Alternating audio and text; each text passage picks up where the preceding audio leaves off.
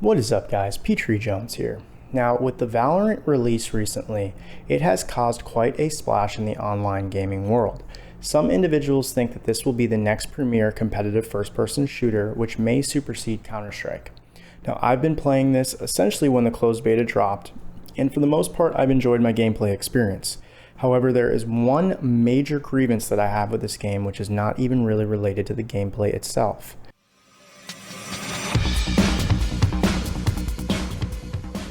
Now, if you've played both Valorant and Counter-Strike, the similarities don't take long to see.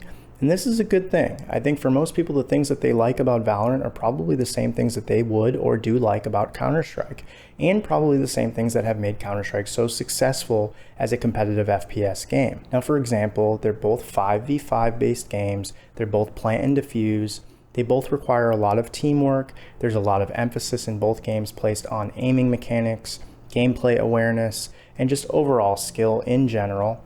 But where Valorant really distinguishes itself and is more unique is obviously in the hero attributes that are associated with the various characters in the game. These hero roles are going to add a much greater level of complexity to both strategy and mastering the game in general. Now, most people will likely gravitate towards one or two particular heroes that for whatever reason they have an affinity to and they're just better at using. The other aspects that of course are very similar to CS that are shared between both games are the buy features. There's an in-game economy. You need to be careful and cognizant of what you're spending your money on each round, and you probably need to coordinate your team with your team to some degree in order to best facilitate how you're going to spend your cash. Another thing that you will notice if you've played both games is that the guns have some strong similarities as well, and really this is not a hidden agenda. Valorant modeled a lot of the guns after certain popular guns in CS. There's SMGs that are similar, there's rifles that are similar to the M4 and to the AK. Additionally, there's sort of an op-based sniper rifle in the game, there's a shotgun, a machine gun, etc. So yes, the guns are fairly similar and they kind of shoot similarly. But with that being said, here are the differences. I think that in terms of overall snap and feedback that you get from shooting a rifle or a gun in Counter-Strike, you just don't get in Valorant. This may be attributed probably somewhat to the graphics, which are sort of cartoony in nature, and you just don't have that same sort of visceral feel when you're playing the game as you would in a game like CS. But I also think that just the overall feedback that you get from the weapons are quite different. You can really see in CS where your bullets are going when you're spraying, for example, and let's say you're spraying with the AK-47 or the M4.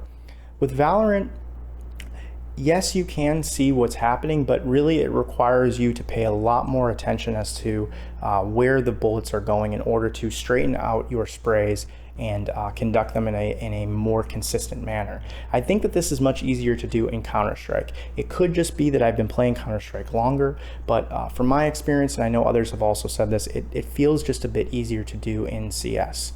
Now, one major grievance that I do have with the game, which is not related to gameplay itself, is the anti-cheat component of Valorant. Now, I like that Riot Games has taken that initiative to create an anti-cheat component to their game that is going to probably reduce cheating to, I would say, a significant degree. The issue that I have with it, and others have pointed out, is that this anti-cheat software is very invasive. It takes root access of your computer, and recently, after the most recent update, I have noticed a big issue with this. For example, and I know many others use an AIO, and in order for the AIO to control its fan speed for the radiator, or its pump speed, or combination of both, it needs to rely on the temperature readings of the CPU that are being supplied to it. Now, unfortunately, the Valorant anti-cheat software has been causing some level of interruption in this signal between the CPU temperature and to the software. And because of that, My AIO, for example, is not able to regulate the temperature appropriately or even give me a reading as to what my CPU is currently at. So no matter what I'm doing, it will show 0 degrees, which is obviously not true.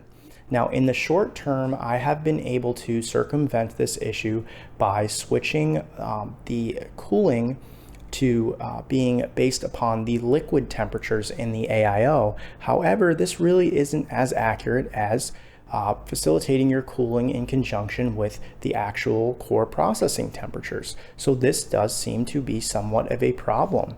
In addition to this, if you happen to have RGB and you're utilizing a motherboard, like for example, I have a Gigabyte style motherboard which uses RGB Fusion 2.0, it also seems to affect that. So now my software is not able to coordinate the RGB lighting that I want for aesthetic purposes in my own machine. Therefore, I have been forced to switch everything to just the regular default RGB rainbow that I'm not really too big of a fan of. Now, I don't think that Riot Games is going to do much in regards to ameliorating this situation, and I really think that they're leaving it up to companies like NZXT with their CAM software, or Aorus with its RGB Fusion software, and other motherboard companies with their RGB software to basically remedy this on their own by creating their own patches. And the reason for this is, if Riot Games was to essentially fix this situation, it would also likely weaken the strength of this anti-cheat software. So there is somewhat of a conundrum here, and this certainly does affect people. For me, I have actually debated uninstalling Valorant simply because I cannot get an accurate reading of my processing temperatures, and therefore my cooling cannot cool the CPU in the way that I think is most optimal. For some individuals, this could end up becoming dangerous. You never know. Maybe the CPU is overheating. However, the AIO or your cooler is simply not adjusting to meet these new heat demands. This does not even take into account the serious security risks that you are posing on your computer by installing this anti-cheat software by Riot Games. Now, do I think that someone is necessarily going to exploit your computer utilizing this? No, but still it does open you up for root access exploitation, which could be a potential problem. Again, it's really important to understand that this game is still in a beta, and because of such, really, if you look at the game as a whole, it's more put together than some AAA games that are released in full. So this is good news. I think that this period of time that they are working through the potential kinks or issues are going to pay off when the game is fully released. And in the interim, I think the game is highly enjoyable. Anyway, thanks for watching. Let me know what you think of Valorant in the comments below.